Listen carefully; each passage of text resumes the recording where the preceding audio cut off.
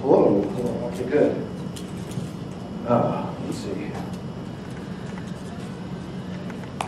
Well, it's time for me. I'm going to go ahead and get started because my presentation is a lot longer than my time. So I'll probably buzz through a lot of it. If you have any questions afterwards, let me know. Or if you want to hit me before I hit lunch, let me know. Before we get started, I have this, that's wet. I have this tradition. I always pass out marshmallows at my talks. So I'll pass them around. My recommendation is, if I get caught on a topic and start diving into it too deep, throw them at me. I have a tendency to do that. If I'm just fine, don't throw them at me. But you can eat them. So pass them around. Okay, so I'm nervous if you can't tell. Who am I? Well, that's a pseudonym. The reason I use a pseudonym is not because I care that anyone knows my name, just that I work with some folks who are indexing videos. This is being recorded, and the last thing I want is for,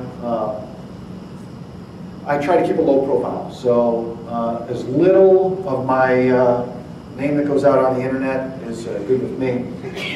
Stuff I've done, I've been in IT for a long time, about 30 years. I've done just about everything you can do as a defender, even written physical security plans. That was fun, that took a whole year.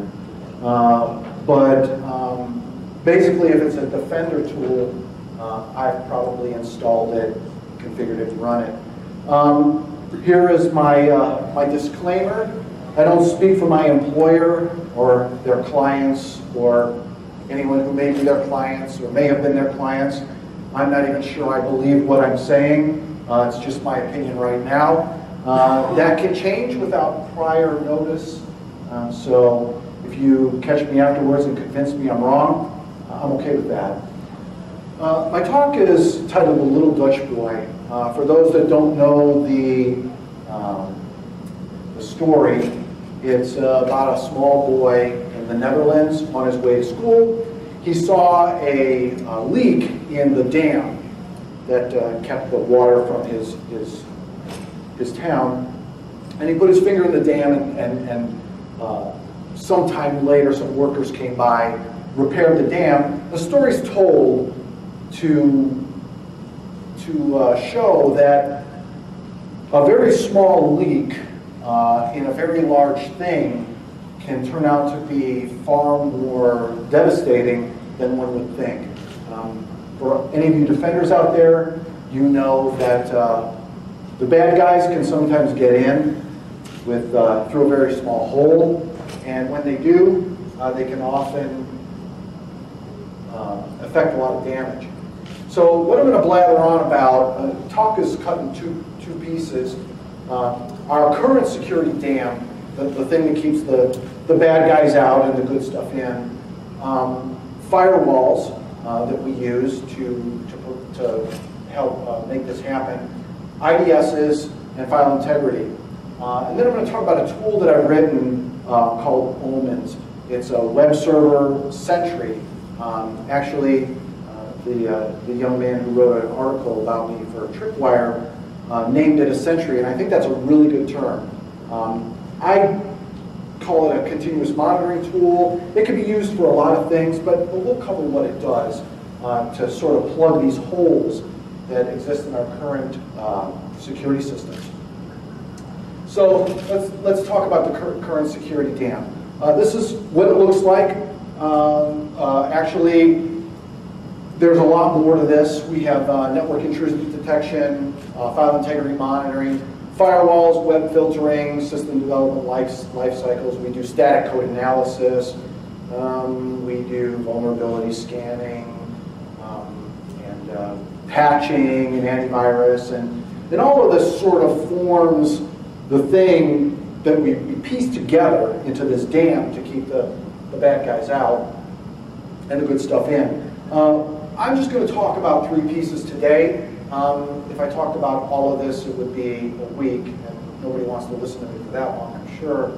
So I'm going to talk about network intrusion detection, file integrity monitoring, and firewalls. Okay, so first, firewalls. This we typically say hard and crunchy on the outside, soft and chewy on the inside. This is on our perimeter. It's a choke point in the network, so if our firewall is not sized large enough, or if we're asking more of our firewall than we initially thought we would, the firewall won't be able to keep up with the traffic. Also, SSL is a challenge. For those that may not have heard this term, crunchy on the outside, soft and chewy, center, just basically means that it's hard to get past it, but once you're inside, the world is your oyster. We typically, when we think of firewalls, historical firewalls, we're talking about IP firewalls, right? Five tuples or tuples, however they say that. Source, port, and destination. Source port, destination port, source IP address, destination IP address, and then what protocol it's going to pass or not pass, TCP/IP, UDP, ICMP. This used to be really cool when everything had its own port and protocol and port and protocol. So you're running a bulletin board, right? Okay, NNTP port 119. You don't want NNTP on your network, you block port 119. Great. SMTP, port 25, reading mail, POP3, port 110, or 143 for IMAP. So it used to be really cool that you could just basically say, okay, I don't want that on my network. That all changed because basically what people started doing is tunneling inside of HTTPS, but then we didn't even have to do that anymore because everything's moving to HTTP and HTTPS anyways. So Gmail, it's just HTTP, or Facebook, or IRC. We used to do port 6667. Now we have all these chat clients that run across regular HTTP. So since we're not blocking all these ports anymore, things are just coming in through HTTP or HTTPS. We need for the firewall to be more aware of what that traffic actually is, right? So we move towards WAFs and next generation firewalls. These are firewalls that understand the traffic. They understand, they can better integrate with your network. Some you can manage the permissions through Active Directory. It adds application awareness. And this is a movement past what we used to call an application firewall. I installed the first application firewall, my first application firewall, 14 years ago. Proxy application firewalls are not new, but this is sort of the next step in understanding, okay, this is what this traffic is, and even though it's all on port 80, some of it is this and some of it is this. So essentially what we're talking about is a firewall and a network intrusion detection system put together. So let's talk about IDS. Common and effective tool, excellent. Just, I mean, one of the really most useful security tools. But these are typically network-based appliances. They sit on your network. They monitor and scan packets coming in and out. They are often very robust, but sometimes the language is complex. Like, you don't just install the NIDs and start writing signatures. At least, and I don't know anybody that does that. So one of the first things we run into is, okay, this is an appliance that sits on your network. If it's not sitting on the segment that you want to monitor, you have to have a sensor on that segment. So we have to place these sensors at critical points in our network to be able to see what's going on in those parts of the network. So essentially for a NIDS to work, you have to have traffic. Now, that sounds kind of silly, right? Of course, you have to have traffic. But it turns out that in the real world, when you're looking at intrusions, that can be a real blind spot. So what could possibly go wrong, right? Well, first of all, NID signatures are not typically generic. Now, what do I mean by that? So NID signatures don't target a server. Now, it turns out that looking at a specific server and what should be on that server is really useful for not only that server, for what's going on in your whole network. And I'll cover that in a minute.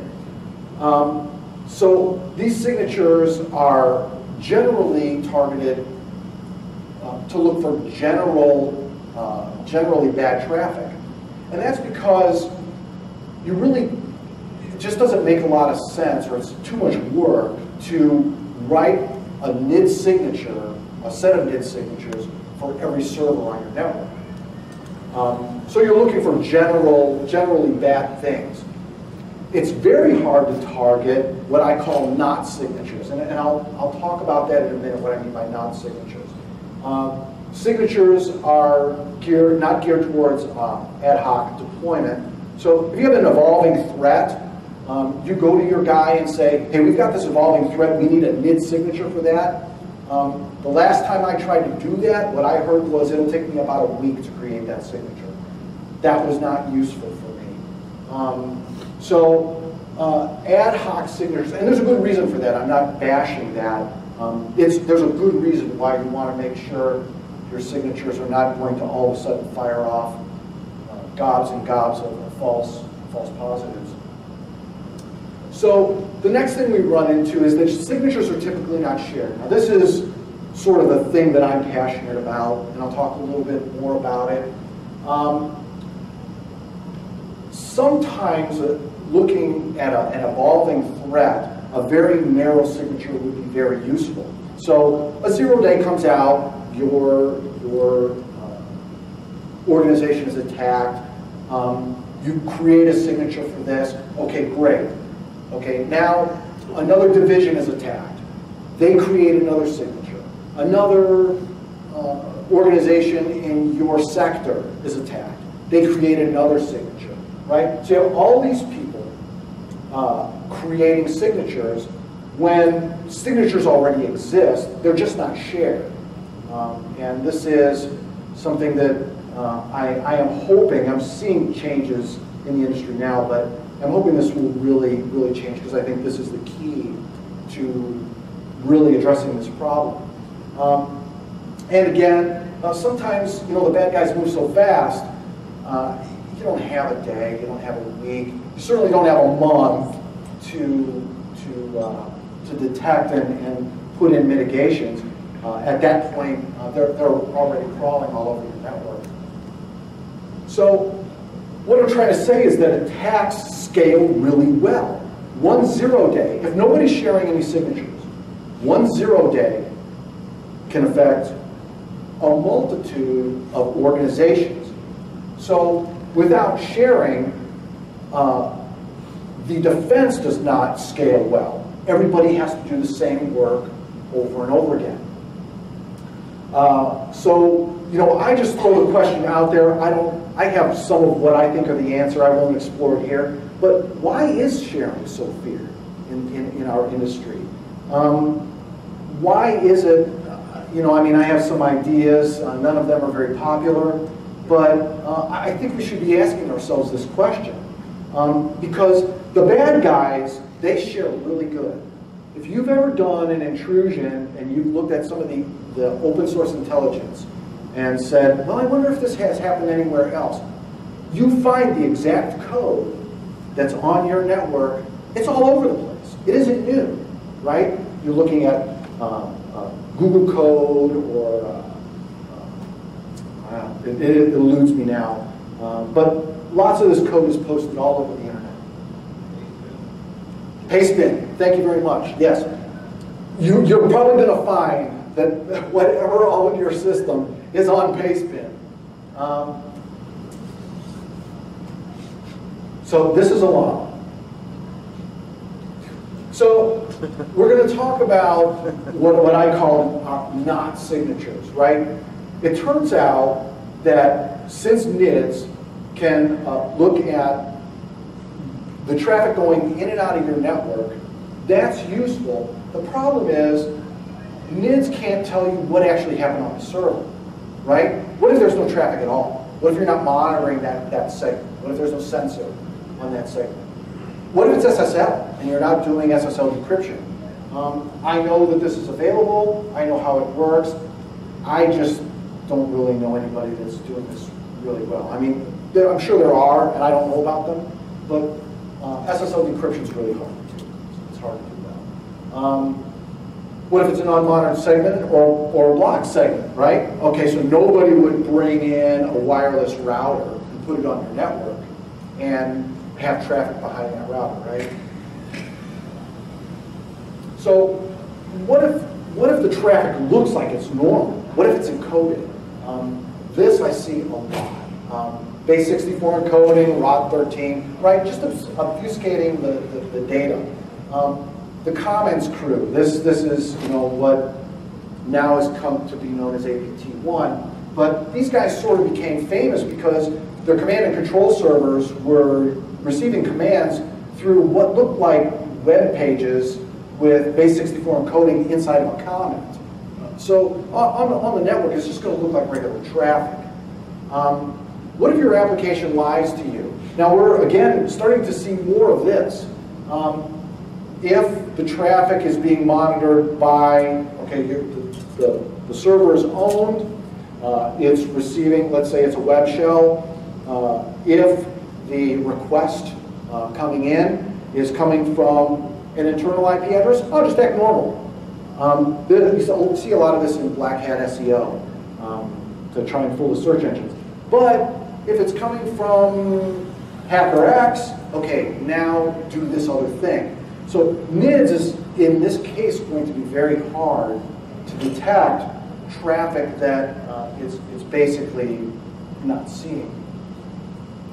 So let me talk about not signatures. Let's say you have a server that is running an ASP application, a web server running an ASP application, right? Should that server ever see PHP traffic on it? A request for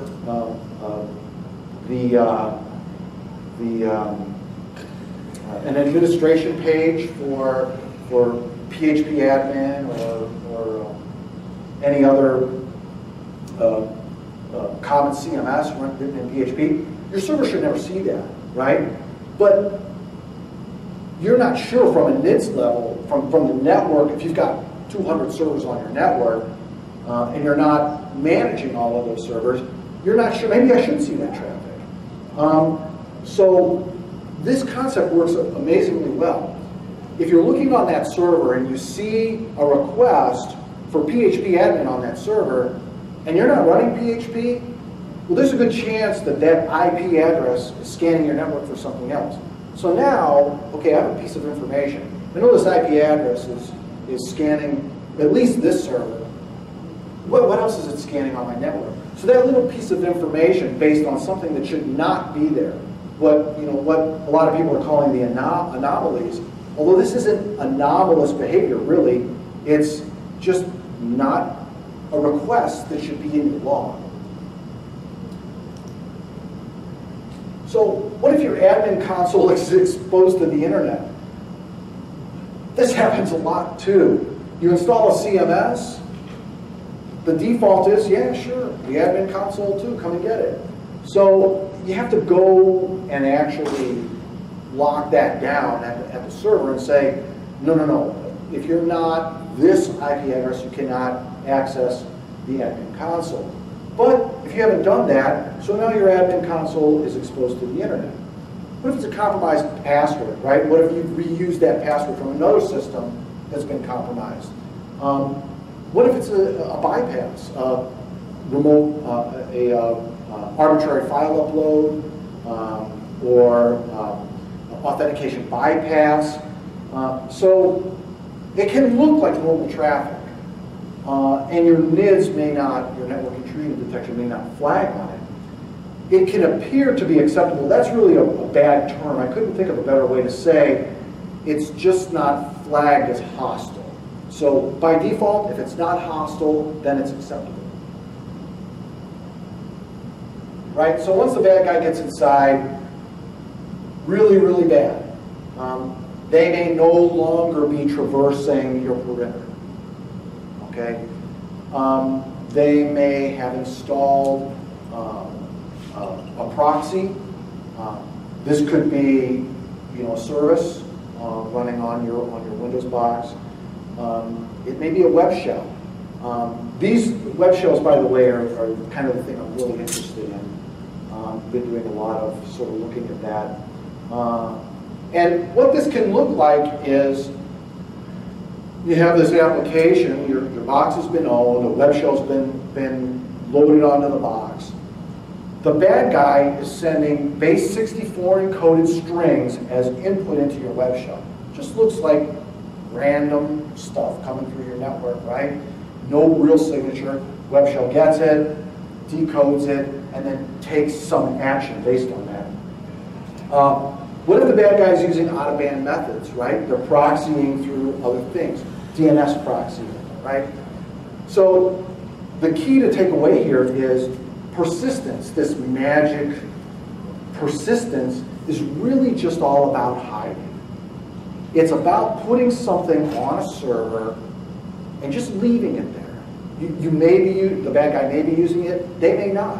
They may just want to put it there and leave it there to reestablish control if whatever else they've done is found out.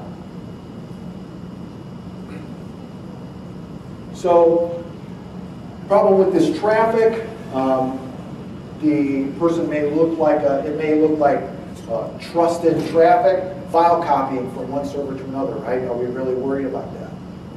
It may be SSL again, or it might be custom encrypted.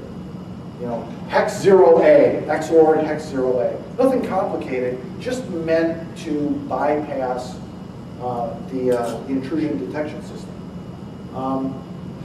So, does it look like normal use, or is the bad guy using countermeasures, stuff that I haven't even seen or know about? I certainly don't know all the countermeasures that can be used, but I'm sure there are many yet to be discovered. So the key here, NIDS needs network traffic. So NIDS won't detect if there are file changes. Like one of the best things to know if your box has a bad guy on it is there a file changed on this box? So this is why we have file integrity checkers, right? So let's look at file integrity checkers. Very effective tool, but what's inside that file? Okay, was it a legitimate change? Was it done through change control? Did a bad guy change it? Did one of our programmers change it? Did an administrator put something new in there that he was asked to put in there? Is that code safe? Does it have eval in it? Now, who gets notified of this? Does IT security get notified if there's a file change? Typically, yes.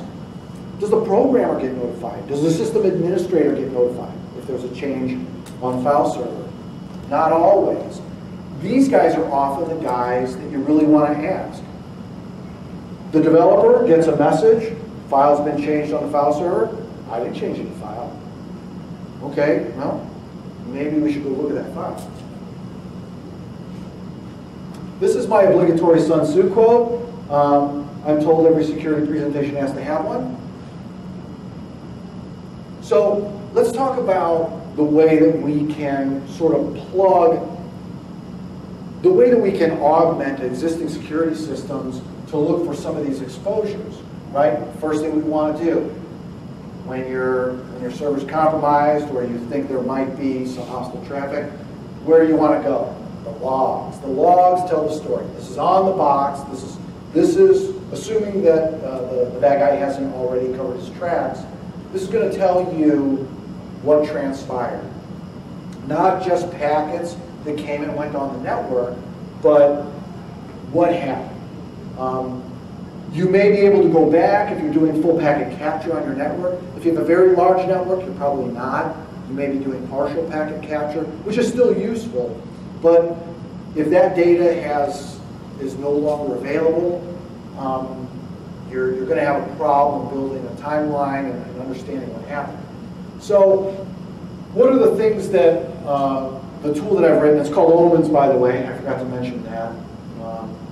Object Monitor for Enhanced Network Security. I picked that that acronym first, by the way, and then named it later because I thought that was pretty cool. So I'm going to admit that out front for posterity. So Omens is going to scan your logs. What's it going to scan for? Known vectors. It's going to scan for generic vectors, okay? An unmatched single quote. %27, okay? Somebody's sending %27. You see that in your log. Yeah. Might be okay, might not, probably not. We're going to scan for not vectors. Okay, I'm running Java server pages, and somebody's scanning for somebody's asking for a Cold Fusion page. That doesn't belong there. I want to see what else that person has done. Omens uses very simple search strings. If you could do a dir command on DOS, you can write an Omens search string. I kept them very simple on purpose. I'm very, very reticent to do anything more complicated because the idea is to be able for any person to just write a quick signature and say, I saw this, I want to see where else this is happening. It also supports false positives. You know, I put the signature in, I got all these warnings and alerts, and yeah, look for that signature, but if it has this, don't look for that. So it's just meant to weed out the false positives. So the next thing Omens is going to do is it's going to scan the file system. This is on the box itself. This is a tool that's run host-based intrusion detection. So the next thing Omens is going to do is scan the file system. Were any files deleted? Were any files changed? Were any files added? Then it will open up that file. If there's a file added or changed on the network, if it's deleted, it's not going to open it up, obviously. But if there's a file that's been added or changed, Omens will open it up and it'll say, you know, is there something in that file that looks really hostile? Is there time stopping in there? Did someone put some code in this? Is this a web shell? Someone put some code in here to change date stamps? Typically, a developer is not going to put code in their web app to do time stopping. So this is a clue that you know, maybe this file doesn't belong here. Omens can check for hostile MD5s. These are marginally useful. I put it in because in a case where you might find some hostile code on your network, you could MD5 it, you can push that out, and other servers can scan for that. But what I find is that the bad guys change their code enough, and there's some really cool talks on taking existing compiled code and changing, you know, a couple bytes in it, and it being undetectable through MD5. MD5 isn't really a good detection mechanism for this, but it can be useful in some cases. So it's in there. We're going to look for hostile file names. Again, not really that useful, but if you're looking at an emerging threat, you found this file on this server, I would like to know if that file is on other servers too. Very useful for a short time period, but useful nonetheless, especially if there's an emerging threat. The other thing that it's going to do, Omens is going to do, it's going to check for obfuscation. I see a lot of this, okay? Entire web shells written in base 64, all right? So the bad guys go, okay, you're going to look for base 64, fine. I'll just base 64 and then rot 13 it. Or I'll base 64, rot 13 it, I'll reverse it, base 64 it again. So the permutations are nearly endless.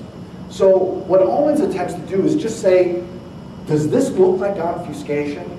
The detector's pretty good. On the stuff I've run it on, I'm getting 85, 90% detection rates on all sorts of obfuscation. It's not perfect, but again, we just want a heads up. If it's painfully obvious, if the bad guy base 64 encoded it, reversed it, Omens will find it. Omens is going to check one of two ways to determine if a file has changed. It can either just check file dates and sizes. That's really fast. You can buzz through a server looking at file dates and sizes really quick. Unfortunately, the bad guys may time stop. They may change the file date back. They may edit the file in such a way that the file size stays the same. In this case, they're going to avoid detection. So Omens has the ability to hash it. This takes a little bit longer, but it's not crazy slow. On my server, I'm running a commercial CMS on it. It's about 5 minutes to hash the entire file system. So it's definitely usable. So what's Omens going to do with this? Well, it can syslog it if you've got a centralized, you're centrally looking at all your logs. It can email the report, and it can also encrypt it. The encryption is not meant to be unbreakable, super duper encryption. All we're trying to do is send email that is encrypted to give us a leg up over the bad guy. If the bad guy has already owned our email system. It's RC4, by the way. I'll talk about that in a minute. But it's not AES.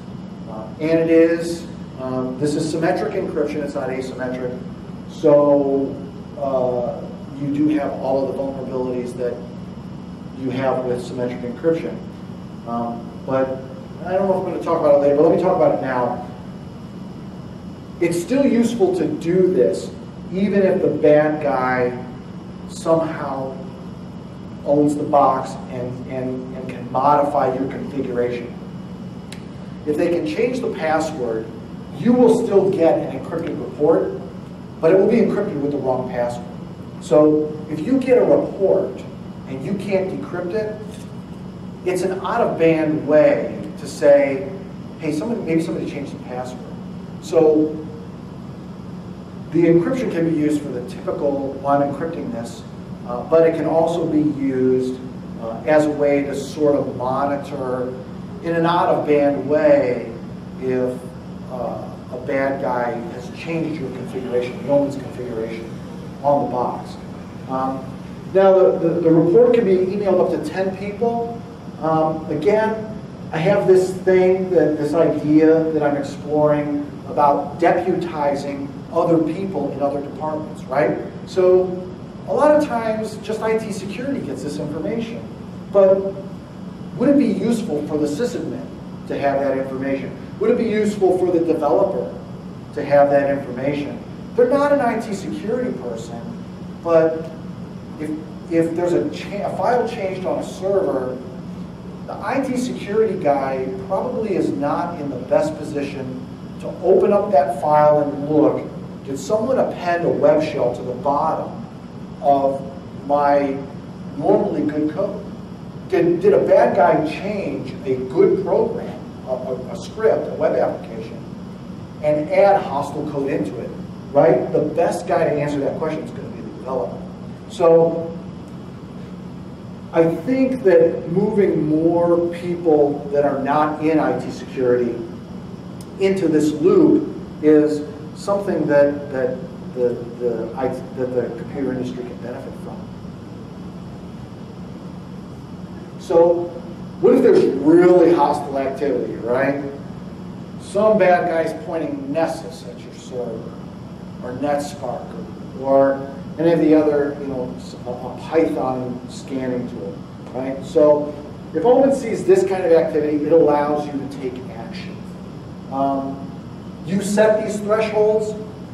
If it sees whatever you want to set that threshold to, if I see 200 hits in my log, and I see 3 files have changed, shut down that server, or disable the network interface, or do all sorts of things. These are just batch files. Omens will sign these batch files, so it just won't run anything. When you make an Omens alarm, you tell Omens, okay, digitally sign that, and it will run that, unless it's changed. If that's changed, Omen will run that batch box.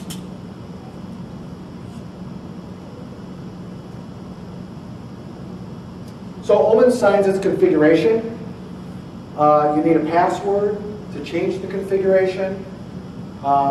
If you're really, really paranoid, you can use, I've implemented a PBKDF2 style iteration count. So yeah, I want to rehash this password 35,000 times. All right. So then when you decrypt, when you receive that email, you have to know, okay, this is the password, rehash it 35,000 times. It's just an extra sort of piece of the password that the bad guy may not know or shouldn't know. I'm using MD5, MD5-ish. I've implemented some countermeasures. They're common countermeasures. I haven't made anything up. I'm not an encryption person. So if you want to talk with me later about the kind of stuff I'm doing with MD5, I'd be glad to talk to you about it. Output can be encrypted, and output can be off-box via syslog.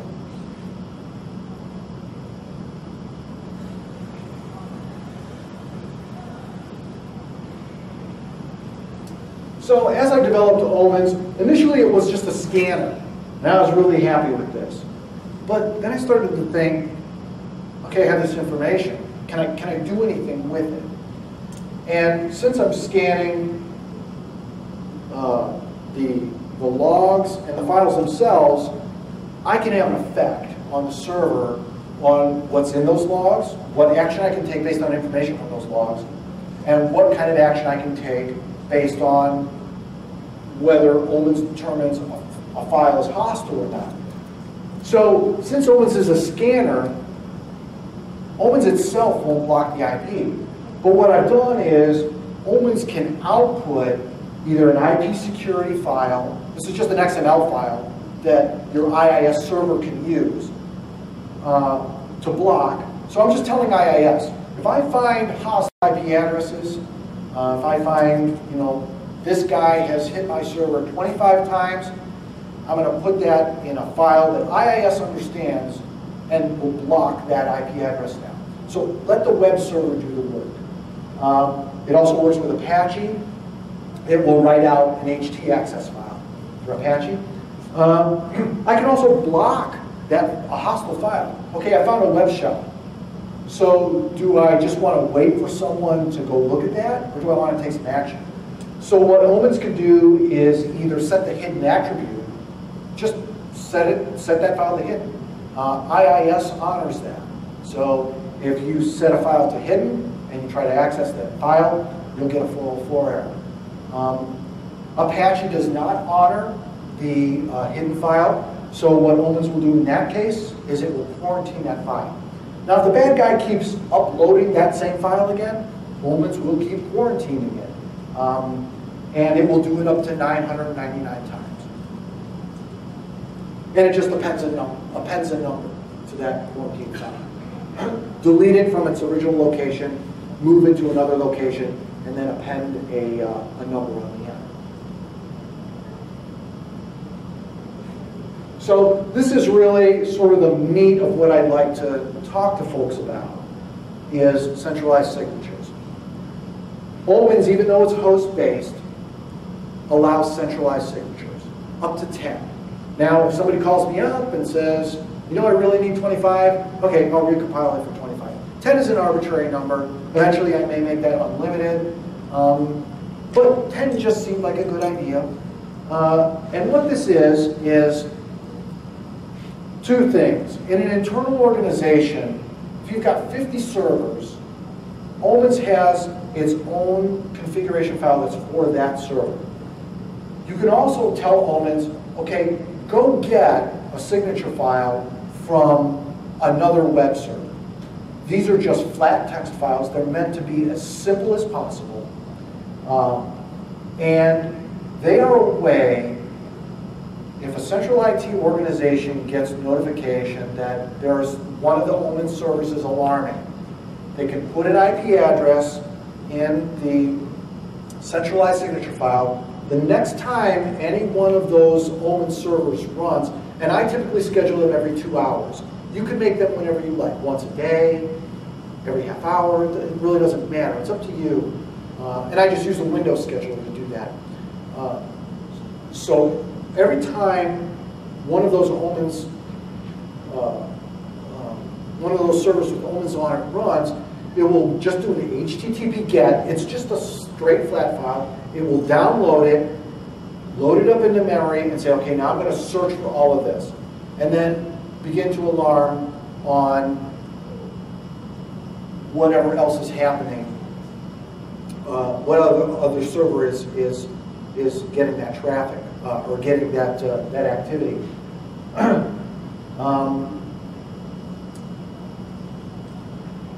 So the signatures are additive. It's going to use the local signatures for each server. It's going to use the remote signatures. Meant to be really simple. 1.0, Omens version 1.0, which I'm going to release today, it now can share its signatures. So real quick, I don't want to dive into it, but let's say you've got a server that sees a tremendous amount of traffic. Omens may see some traffic that the other servers won't see. Omens notices this traffic, or notices in its logs that this traffic, this IP address, or this signature is happening. It then takes that and creates a signature that it puts in a centralized signature file, and now all the other servers can get that file. So in this way, you can sort of have this, and I'm going to develop this further. The idea is to get these servers to tell each other, hey, this is what's going on here. You may have not seen this traffic yet, but you probably will. And when you do, go ahead and tell IT security about that.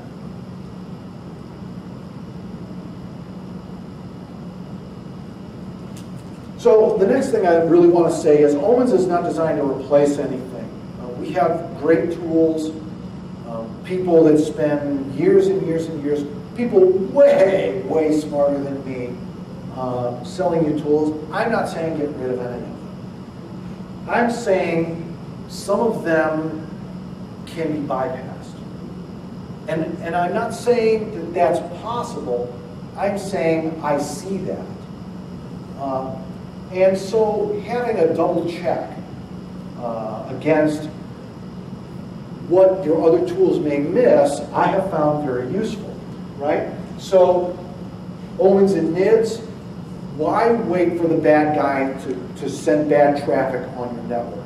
If they've compromised your network and they've stuck a web shell on your server and they're just leaving it there, no traffic, why not have a way to find out that that's there and it has hostile content? So NIDS don't see SSL, but Omens can see everything because it's on the server, right? So everything eventually resolves to the server. That's why when you do forensics, when there's an intrusion, where do you go? You go to the server, because that's eventually where everything winds up. This is kind of the idea. Go to the place where you have the best likelihood of finding the greatest amount of information before the bad guy can gain access to your entire network. So it can act as a NIDS double check. It can allow admins and developers to participate, and it can react at the server level, block IP or block what may look like hostile files. And it can centralize the signatures. So Omens and WAFs. WAFs are great. WAFs really cut down on the amount of hostile traffic you'll see on your network, but they don't get rid of it. I still see, Omens still reports things that come through that have come through the WAF. And for anybody that reads about this stuff, WAF evasion is quite the sport for a whole segment of the red team guys. So WAFs are still generally network-based. They don't do file integrity checking, typically don't do file integrity checking. and WAFs are not real time. WAFs are real time and Omens isn't. Real quick, just to mention this, Omens is also meant to be used as a forensics tool. So if you go to a server that's already owned, you can run Omens against it to gain more information on what happened on that server. So not only as a monitor, but actually as a forensics tool. So WAFs are not really meant to encourage fixing the problem. Again, this isn't bashing in any way. WAFs are great, but WAFs say, okay, I'm not going to let this through. Omens is really designed to monitor. So I saw this. What I'm really trying to create is a way for people to say, I saw this, I should go check that out, I should go fix that. Because really that is what I think is ultimately the only way to address the problem. You have to fix it at the source. But again, not to bash WAFs, they do great work. So what am I going to do with this? Well, I'm here talking about it. It's taken me about 1.5 years to write this software. It's not anywhere near done. I'd call it about halfway done. I still have a head full of ideas on things I'd like to continue doing with it. I'm building it as a narrative, just so that you know what happens is I solve a problem. And then I think, well, but that doesn't solve this problem. So I solve another problem. Well, yeah, but what about this? So it's sort of a narrative I'm building to address deeper and deeper problems.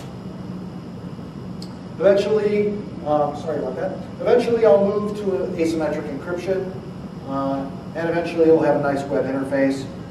It's command line now. I'm an old command line guy. I like command line, but I understand that that web-based is the way that people centralize. So eventually I'll do that. Written in C, meant to be really fast. My opinion about applications, especially security applications, is the faster the better. So performance is really important to me. Omens is free. I've been given the permission by the people that I work for and have worked for. I've signed an agreement with the U.S. government that they have an unlimited free license. So Omens will always be free no matter what to the U.S. government. But that really doesn't matter to me because Omens is always going to be free to everybody as far as I'm concerned. This is where you can get it. MusicTech.com, that's a server sitting in my house. I figure if I can't defend my own server, it really doesn't make much sense for me to talk to you about it. 1.0 is being released today. You can go right now. This is it, MusicTech.com, BSidesLV Las Vegas. That's the latest version. It will probably change as soon as I get back. But that's it if you want to take a look at it. This is me, I'm done. I have no time left, but if there's a quick question, I'll answer it, or if you want to hit me afterward. How have you compared this with other hits like OSEC and figure out how you're different? I got to be honest with you. What I've done is mostly reading on other things that are available, and this is going to sound very poor, but what I'm looking for and trying to develop is something really, really, really simple. And when I look at a lot of the other tools available, they do a lot of really cool stuff. But unless I have a really good reason, I don't want Omens to become complicated. So I've tried to keep it very simple, and that's really probably the only delineating factor. Because it's really meant to, if anyone wants to see me install it and run it on my laptop, it takes 5 minutes. It's really very, very easy to do. And that's what I'm looking for. It's for everybody to be able to do this. Am I out of time? Yeah. Okay. You are exactly out of time, but the room's open. Okay, great. Oh, really? Okay.